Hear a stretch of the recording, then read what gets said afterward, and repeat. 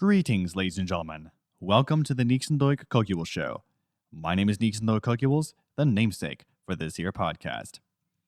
This is part 2 of what will be 4 parts, basically covering all 16 laws found in the book Laws of Life, Ditch the System, Design Your Life, written by Jack Spirko.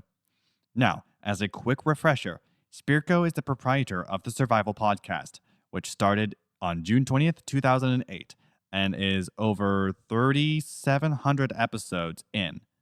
Now, this podcast was started shortly before, or maybe during, the housing bubble burst, which was probably an industrial revolution of some sort. Now, long story short, this book basically talks about how you've learned a lot of lies and half-truths and were misdirected this way through subtle, slow-drip poison of bad advice, empty ambition, and being stuck in systems designed for you to be mediocre. Now, Jack has 16 laws in this book that he codifies in his own life. Every single one of them works for him. Not all the laws will work for anybody, though. Well, not everybody will have these laws be compatible with them, if you will. They should be attempted regardless, and then they'll be evaluated to see if it was a success that was gathered from actually following them. Each of them is a practical law, and many people will not do this because they don't like practicality. You want to mix practicality and impracticality. You want to have a mix of both. I try to mix both as best as I can. I've actually done this in part 1 of this series in the wavelength version, where I went through basically why this book was released and the significance of the date the book was released. Anyway, every single law in this book happened to be interwoven. I gave the example of laws 8, 9, and 15 being interwoven together. This could require multiple readings if people don't understand this system. I may not fully understand it yet, but that's why I'm going through each of the sections and then just basically word vomiting onto here and then making some changes as needed. So, let's get started before I lose my mind. Law 5. All power will be abused. All power granted to the state will be abused and used incompetently, so think carefully before granting them any such power. In this one, everything in your life has a political reason for it. Whether you think about it or not, everything you do is somewhat political. Now, Jack talks about his political view, which is that all interactions are voluntary and never coerced or co-opted in some way. This is called voluntarism. Okay? Being a voluntarist might be one of the best philosophies you could ever be. I looked into this myself, and even people like Roger Ver, who the Bitcoin community absolutely hates. But he was correct in what happened with the block size wars. Look at his book, Hijacking Bitcoin. Not sponsored, by the way. Now, most people will think of a law like this, as follows. The system of rules that a particular country or community recognizes as regulating the actions of its members and may enforce by imposition of penalties. In this book, Law 5 talks about 3 types of laws. These are laws of men, which are legal matrix laws. These are then natural laws or laws of nature, and codified natural law, scientific law. Laws of men or legal matrix laws are arbitrary, and they can be forced into existence through shady tactics, whether it would be a lobbyist wanting a law passed so they could benefit from something that is not in the books yet. That's why there's a lot of laws, by the way, because of the amount of lobbying that was done in order to push those through. Natural law is, well, natural, and it's going to be in effect even after everybody passes on. Natural law is basically just how the world works. Scientific law is essentially a set of laws that is observed with natural law that is codified using the scientific method. Which, on that note, what in the world happened to the scientific method? I think I know what happened to it. We put it in the dumpster. We put it in the dumpster, lit a match, and just burnt all that stuff up. That's what we did. Now, when we go to a law of men, if this is broken, men with pieces may or may not hunt you down. Enforcement in this regard is highly selective in what people are to be caught. Some are very smart about it though, and they do not do it in a very obvious place. Humans enforcing this law, like politicians, police, etc., everybody is capable of error, so incompetence, and or willing to abuse power. This is what corruption is. As they say, absolute power corrupts absolutely. We see this every single day. We are still in tuned to politics. I personally don't do that, as I focus on basically preparing for the next industrial revolution, which will be with AI. Now, the state is power, and the state is the people at the end of the day. So when I'm talking about the true state, I am talking about the people who are supposed to run the state. The actual citizens, if you will. Not the politicians or the lobbyists or the corporate CEOs, none of that garbage. I think this is what Jack wouldn't be talking about anyway. Now, the people have the power. Some of them will be idiots. Now we go into the politics part of it a little bit. Some of these people will be corrupted by the power they have, and they will go on a power trip. It will not matter if you're a Republican. I'm going to use American terms here. Doesn't matter if you're Republican, doesn't matter if you are a Democrat, doesn't matter if you're Green Party, doesn't matter if you're independent, libertarian, it doesn't matter. All of them are incompetent and corrupt. Every single one of them.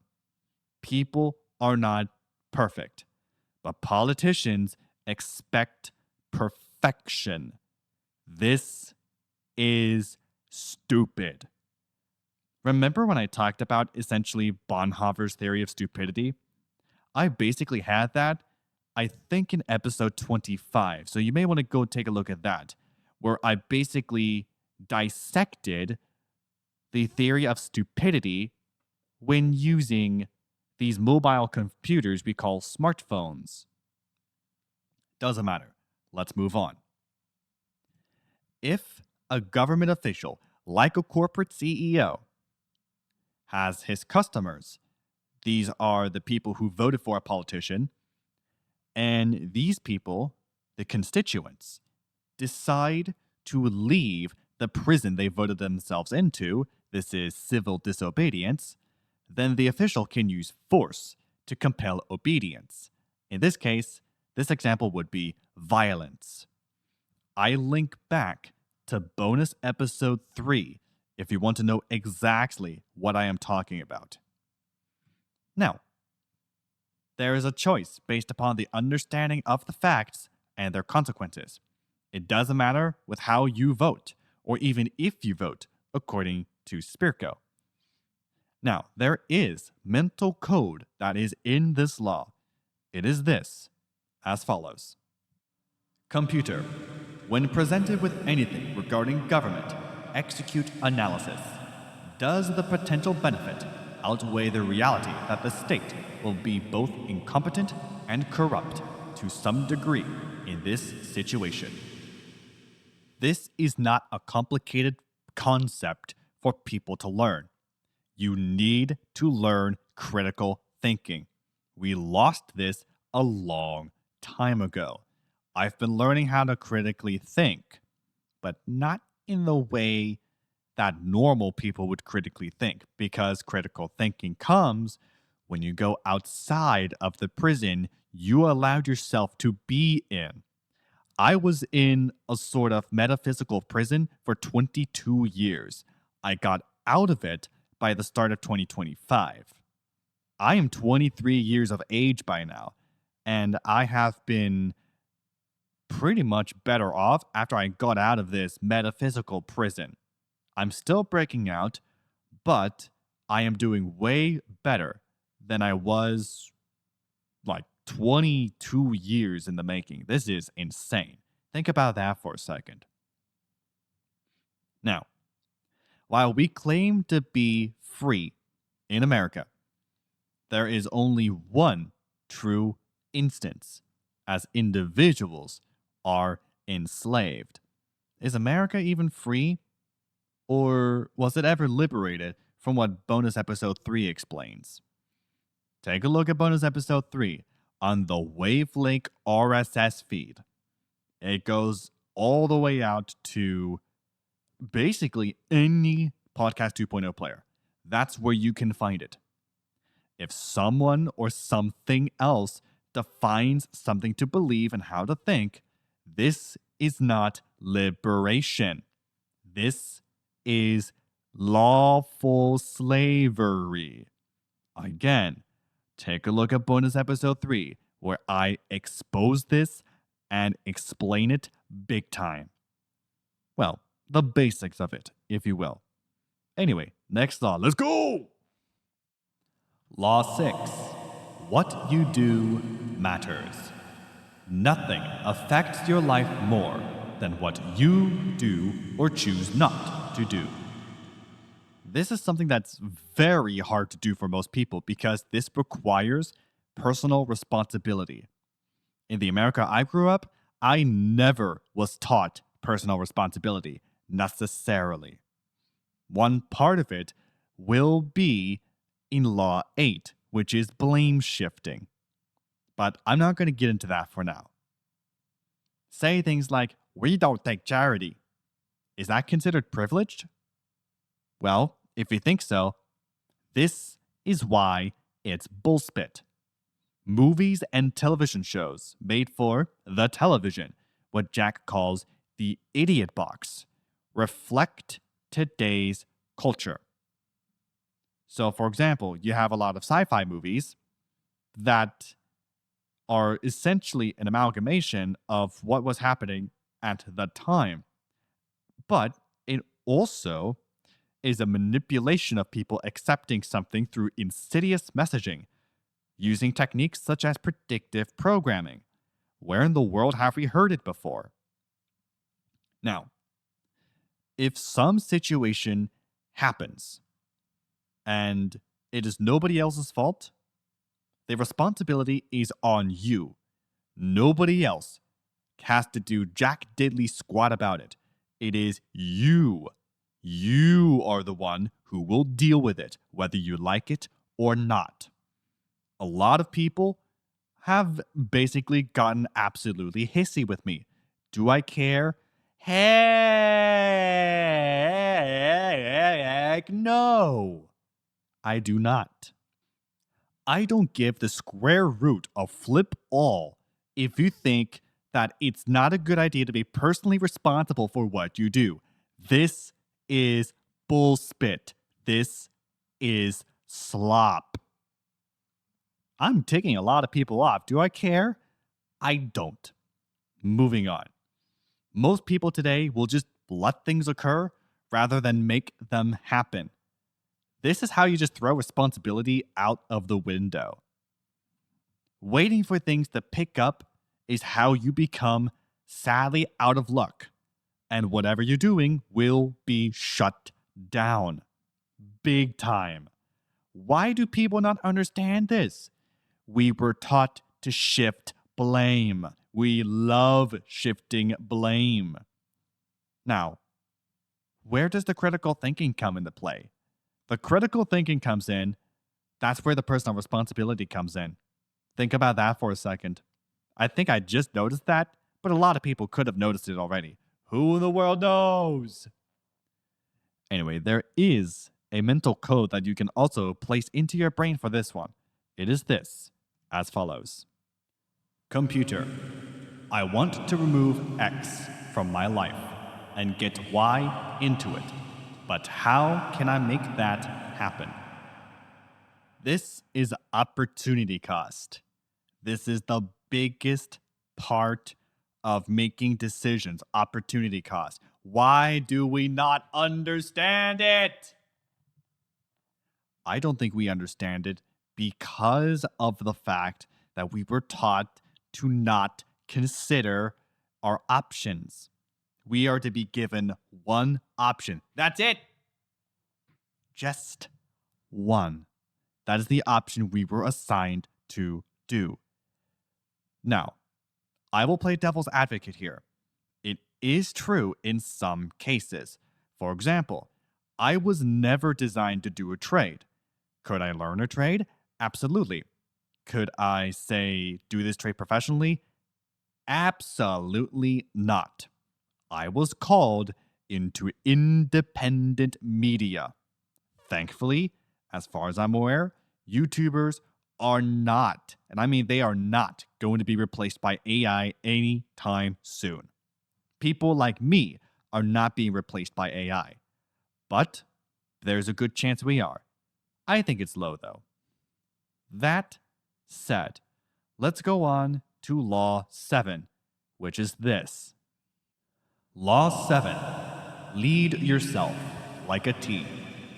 The greatest failure of leadership in America is at the individual level. Learn to lead yourself, and others will eventually follow you. This one is short because it is literally self-explanatory. Leadership will not come from people unless they lead themselves first. Remember the phrase, do as I say, not as I do? It is literally a do as I do mentality.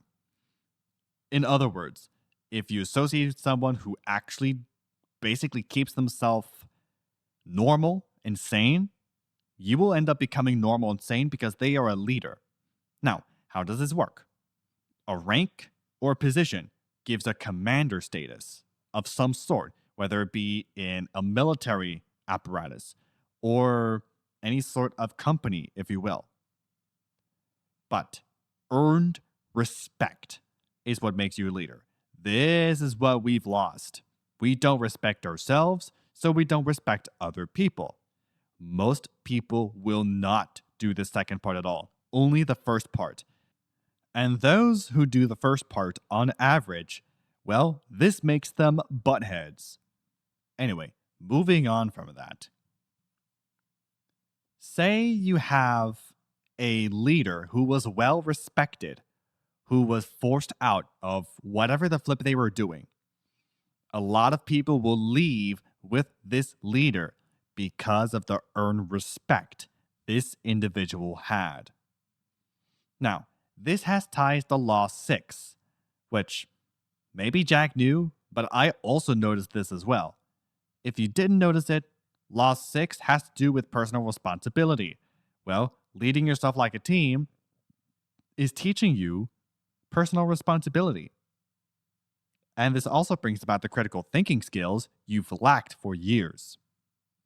That said, we will move on to the final law of this episode, which is this one. Law 8. Apologize like an adult. When you are wrong, apologize for what you did, not how you made the other person feel. This one is also self-explanatory. If you fake an apology, this is where the blame shifting comes into play. This will wreck relationships. Every time I did something, I'm not going to say which relative, but every time I did something wrong, I was forced to apologize in the past. Every single one of them was a humiliation ritual, which is very common in the US military. One of my folks does have a US military background, US Navy. I wasn't really remorseful for what I did back in the day because I had no flippin' clue. I have autism. And yet, you want to treat me as if I'm normal. Bull frickin' spit! Anyway, since this was forced out of me, these were not sincere apologies. I should not have been forgiven for this type of apology. In fact, if you think about it, those who try to force an apology out of you, clock their booties. Seriously, clock them. Slap them. Now, I'm not advocating for doing it physically. Slap them with common sense. It's not common sense to force an apology for something you didn't do. Not to mention to force an apology for something you did and you're not contrite about it. This is bullspit. If that was not abusive, I don't know what the flipper was. Now, there is a very old cliche. The only thing a man really has in this world is his word. It applies here big time. A man who keeps his word will also admit when he's wrong and he messed up. If he said, "I'm sorry, but blankety blank blank blank," this means it is a shift of blame. I reference bonus episode 3 a lot, but this is where the blame shifting comes from. I call this out unapologetically. If an apology is contrite and someone messed up on their own, it doesn't matter how long it takes. They will do the same to you. They will apologize to you contritely. But, oh boy, that was a long episode. A lot of bull spitting, a lot of good points too, but a lot of bull spitting in between some of the points.